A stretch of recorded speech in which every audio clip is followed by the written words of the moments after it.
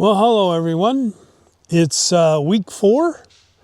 I am in Dawson City at the Yukon River campground, and you might be able to tell through the trees there is the Yukon River. Had a little excitement this morning. Fortunately, I was kind of in the van, and I watched a black bear kind of lope through the campsite. Thought that was kind of interesting. It was going pretty quick, and it didn't stop, and I never got a chance to take a picture. Well, this week started out in Fort Nelson, trying to get Alex fixed again. Just a quick recap. The Curry Axle is the people that are now sourcing the axle that aftermarket axle that I got. And after talking with them and checking on their website, they said that you had to use a Mercedes wheel bearing part, which I'm pretty sure I mentioned before. The parts did come in sort of like on time. They were there Tuesday. Things went really well putting it together on the passenger side. It was a press fit with the axle. Dalix Greg, I'm sorry, told me that it was like a 2,000-pound press that they had to use to get the axle in place. Unfortunately, the driver's side did not go in correctly. After many phone calls, it wasn't until Thursday, late Thursday, that Greg was finally able to talk to the right person at Curry. And they said, oh, you can just, there's a hole already drilled at the end of the axle. And for racing, we oftentimes put a screw and a washer in to hold it in place against the bearing so it doesn't slide out. You know, it would have been nice to find this out a little earlier. So that's what they did. They took the quote bad axle and put it in the old good wheel bearing and put it in on the passenger side with the bolt and washer. They will order a new axle for me from Curry, and it'll take X however long it takes to get up here. And I will stop by Fort Nelson again on the way home in October and go ahead and have the put it into the Mercedes rear axle and then go on from there. I look at it this way. They have been, Greg was talking to me about why don't I just take the Mercedes wheel bearing with me, but these guys know what's going on. They've been at it. It's not that big a deal for me to go back through Fort Nelson on the way home. So that's the plan. I do have a picture that I'll slip in that shows the old axle bearing and the new axle bearing. You can kind of tell the new one is on the right of the picture.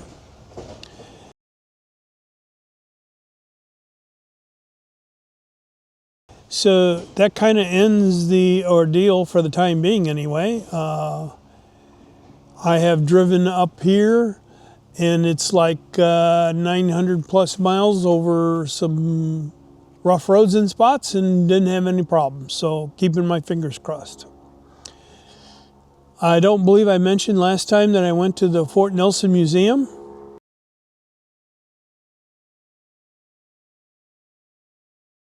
It was pretty cool. Have a couple pictures. The museum was really neat, but it was, I think, is the word overcrowded right? They had more stuff stuffed in there than you could shake a stick at. I did get a picture of a really nifty train layout.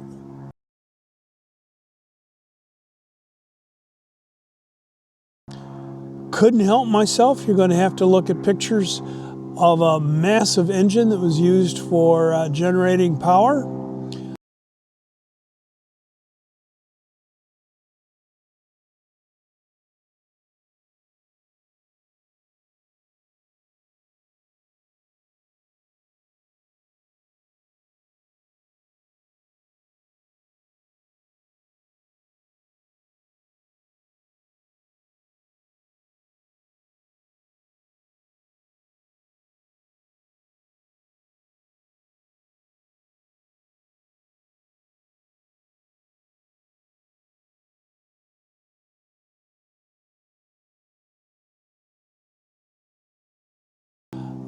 There's another one of a wooden water pipe, which I thought was kind of interesting.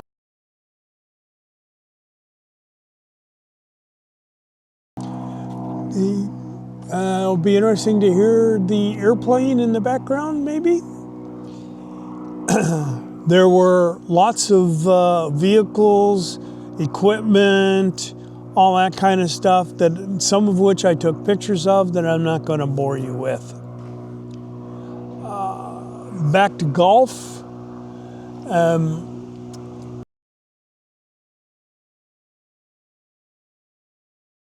I played golf then for 7 straight days. That's the most golf I've ever played in 1 week. Well, you know, didn't have a whole lot of else to do. On Friday nights, they had steak dinner night. It was, so I made it there for 2 steak dinners. It was really good. They were barbecued and you know, had the baked potato and all that, all the fixings. The really fun thing on Sunday, played the Greenkeeper's Revenge.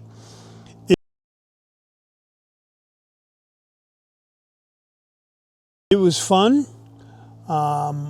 Show the poster. They used blue tees and they set them as far back down near into the woods as they could go.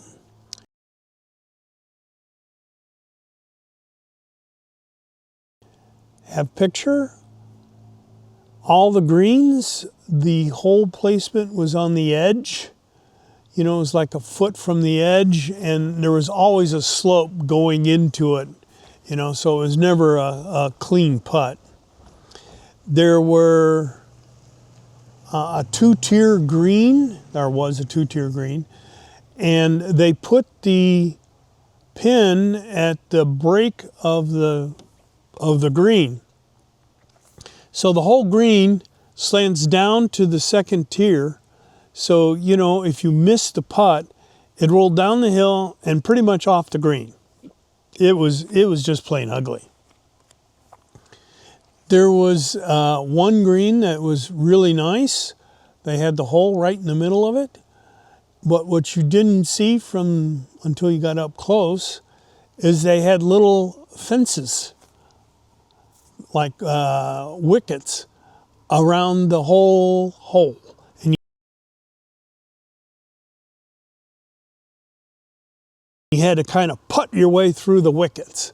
It was, that was pretty funny. They also placed equipment at various places so that you had to shoot over, around, alongside. You know, in other words, it was in the way, is the big thing. So that was, you know, it was fun to do. So did that. I said I had dinner Friday night. The van was fixed by Friday afternoon. I left early Saturday morning and stopped at Tetsa River Campground. This is a guidebook thing because they're known for their cinnamon buns.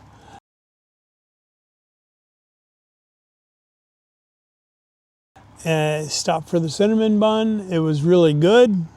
Have picture.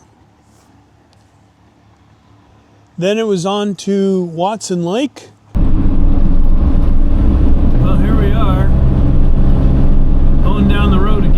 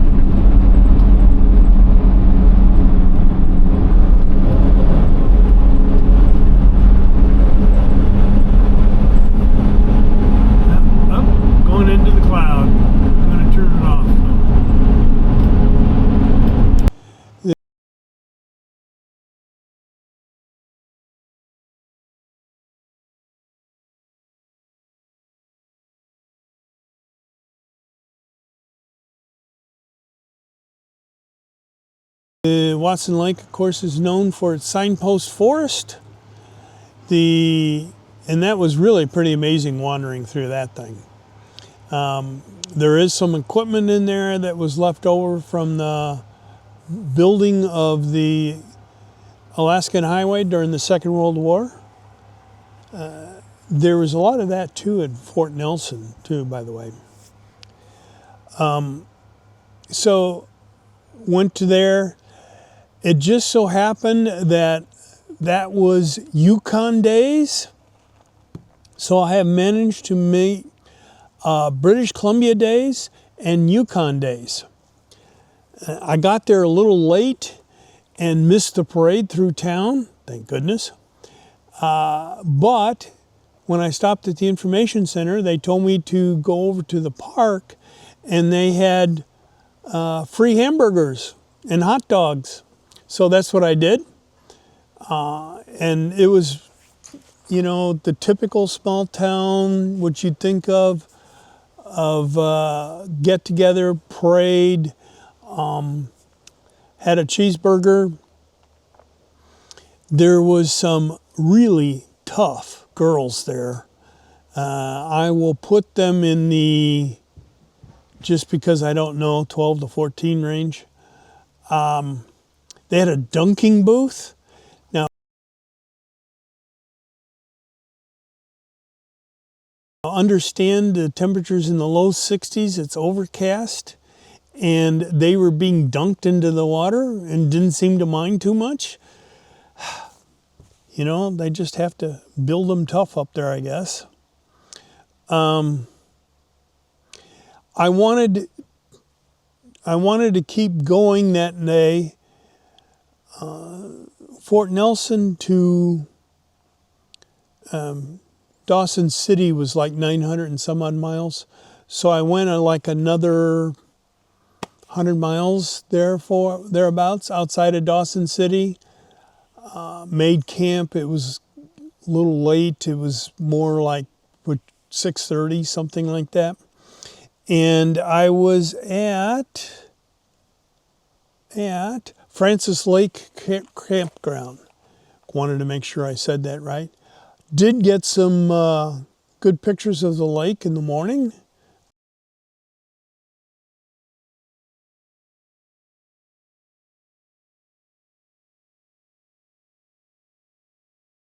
That I'll put here in just a second. So I'm now on the Campbell Highway, and the Campbell Highway basically goes from Watson Lake to Carmack, and the first half and the last half, not the first half, the first third and the last third, first quarter, last quarter, are paved, and the middle then is all dirt. The first part of the dirt was really good. It reminded me a lot of the highway up in Northwest Territories. It was dirt. It was well maintained. Had, you know, it was graded recently, all that kind of good stuff. The last part of the Campbell Highway, it kind of deteriorated. I have a video of various parts of the Campbell Highway, and the last part I talk about where I let air out of the tires so that it would smooth out the ride. The bug... Well, gee, these guys are like in the middle of nowhere bicycling. That's a little tough. Well, the road narrowed, and it looks like I've hit the dirt section of the Campbell Highway. Trying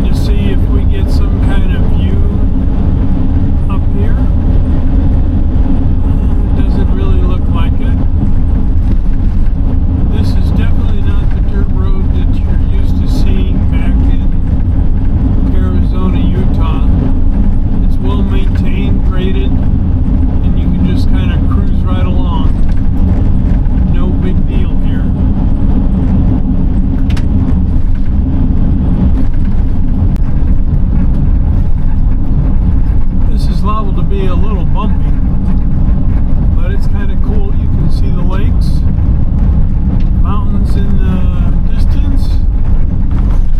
There's actually ducks in the lake making wakes.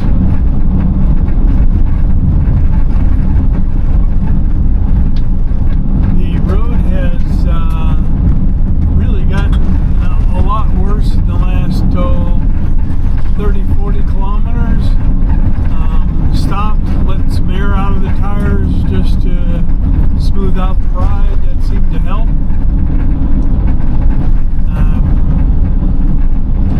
It's gotten overcast again. Temperature is 56 degrees, cooling off as we head north. Well, it's Sunday morning.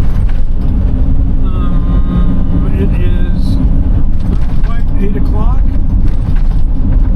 I've left the Francis Lake Campground and am on the Campbell Highway again, heading towards Dawson City. And we've got a pretty nifty view here with the sun shining on the mountains, no less.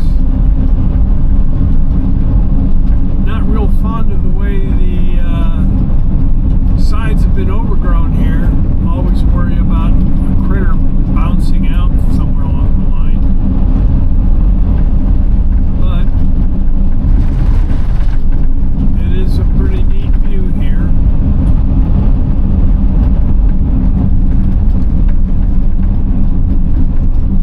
And we're going to disappear into the trees.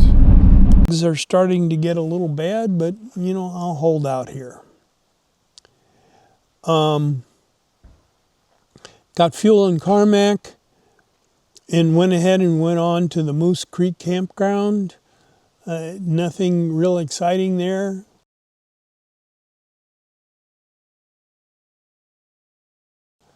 These are Yukon Territory campgrounds.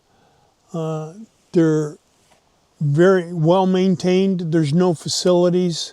Well, let me rephrase that. There's pit toilets, but there's no electric or any of the those sorts of things. What is surprising to me is they keep firewood here, and you can start a fire and they have a fire pit for you, and you can keep a fire going. I have not done that, but you know, the wood's there if you wanted to use it. Monday, it was on to left the Moose Creek Campground and made it to Dawson City fairly early. Well, you can see we're going through some construction, and I like the view of the lake coming up.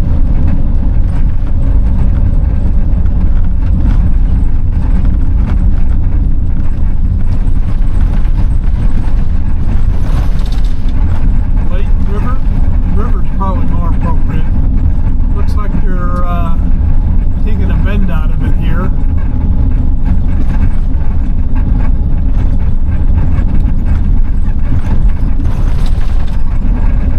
Well, here's the road again.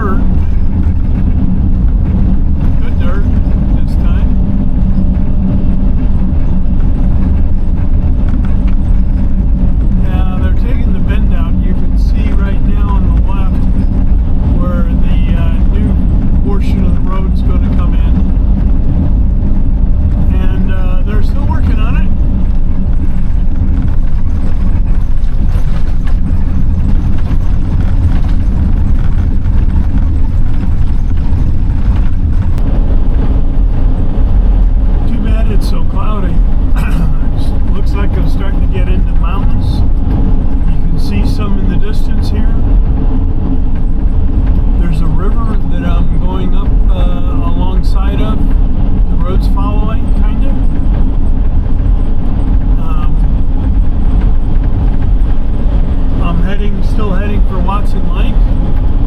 Looks like I'm at Muncho Lake. Food, lodging. Huh? I wonder how much diesel is there. When I was at the cinnamon bun place, diesel was $2.07 a liter. Wow, airplanes. Not quite sure where the runway is, but obviously has to be one around here. This really reminds me more of like an avalanche chute. We obviously are coming up on lake there on the left.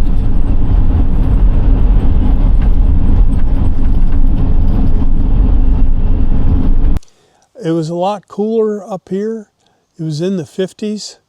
I actually switched from shorts to pants. Was able to go to the Moonlight. Well, I walked around in town, and there's a picture of the steamboat that you'll be able to see.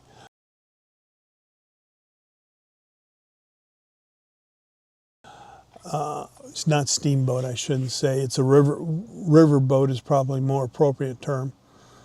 They mark it as a national heritage. It's not a site, is it? It's national. It's a historic landmark, I guess. From there, I went up to the Midnight Dome,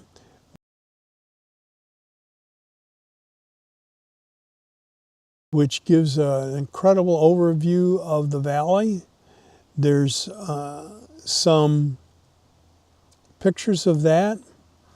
I have discovered, I took video up there, but I have since discovered what I was doing wrong, and with great skill, I was able to erase all the video that I had.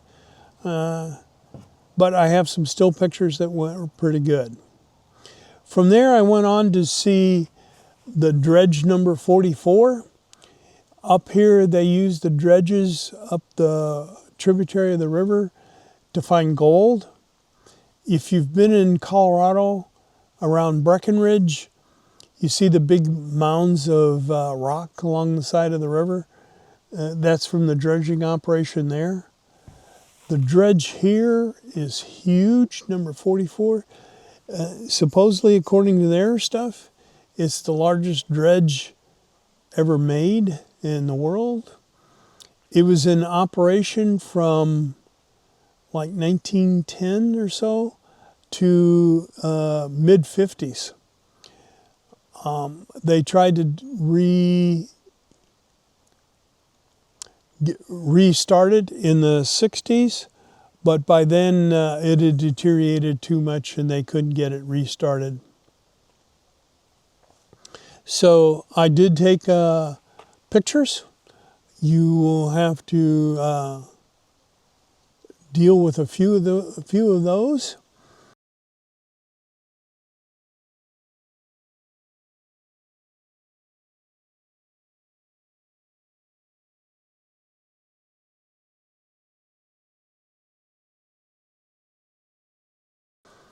What I found interesting is they talk about how the dredge worked, and they actually put poles on the sides of the river, and then the dredge would work its way from shore to shore, if you will, and that's how they created the arc, and then it would sort of pull itself forward at the same time.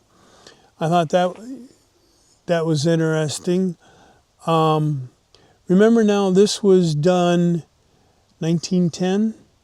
They built hydroelectric dams, I guess, and actually used electric to run the dredge. So it was not steam powered at all. They had a steam in there, but it was more for heat during the winter. They were actually able to dredge 220 some odd days a year on the average. So it was really cold by the time they quit. And then it was quite the chore to get it unfrozen, unthawed, and get it back into working order once spring started. The other thing there was only 4 people that actually ran the whole dredge. But there was these cast of thousands, probably, that's maybe cast of hundreds. They actually clear cut the land, took it down to bare dirt, then had to drill holes and thaw out the permafrost because the dredge could not chew through any of that sort of stuff and be able to separate it very well. So, little side notes there on the... Well, here we are at dredge number 4. This is also considered a historical vehicle place thing in Canada. Those of you that have been to Colorado and like the Breckenridge area, this whole place is just littered with tailings from one of these dredges. This one is just huge. You can see going down. It's just huge.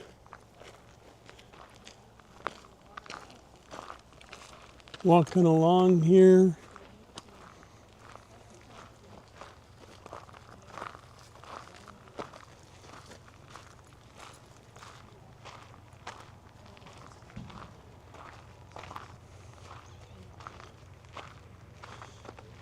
So these are the buckets that were on the front of the dredge to dig up the gold. You can see.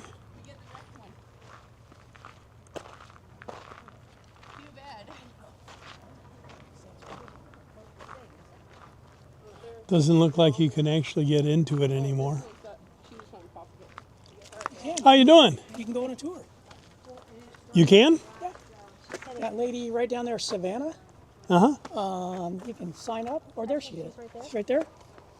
She'll tell you how to go on a tour if you want to go on it. Oh, okay. I might just do that. Thank you. You're welcome.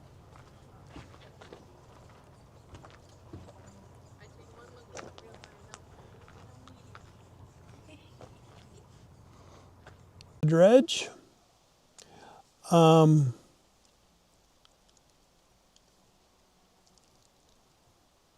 Okay, so I'm checking my notes, trying to make sure I've said everything. Oh, so last night while I was here in the campground, I decided to take a walk, loop around, try and get some form of exercise in. And when I came up on the signpost, sign, there's a big map there, and they said that the riverboat graveyard was 350 meters away. So I said to myself, well, Self, you can walk over there. I did. Yes, it's a graveyard.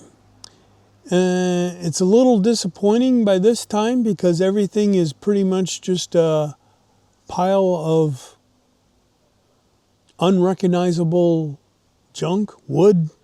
It's heaven only knows how many years it's been sitting there and has been deteriorating. Have pictures that will be put in here.